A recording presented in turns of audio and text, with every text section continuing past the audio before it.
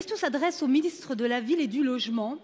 Le 1er février dernier, la Fondation Abbé Pierre publiait son 28e rapport sur l'état du mal-logement en France. Le constat est accablant.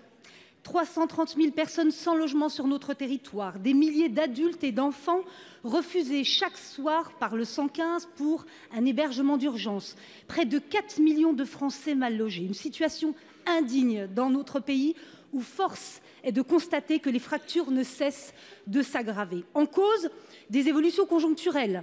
La crise sanitaire avait déjà fragilisé les plus précaires. L'inflation les a ensuite atteints de plein fouet. Aujourd'hui, les dépenses énergétiques deviennent insoutenables pour de nombreux ménages modestes. Cette situation s'explique également pour des raisons structurelles.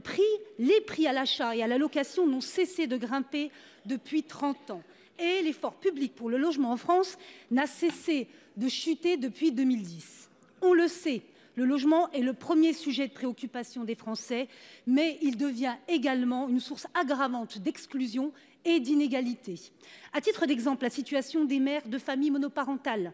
40% des femmes avec un enfant vivent dans de mauvaises conditions de logement contre 20% pour la moyenne de la population.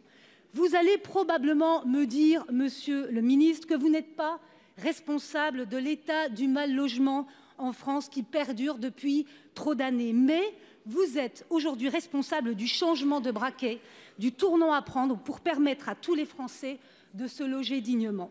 Monsieur le ministre, allez-vous enfin relancer la construction de logements neufs, particulièrement de logements sociaux? Allez-vous renouer avec l'objectif de 500 000 logements neufs par an? Je vous remercie.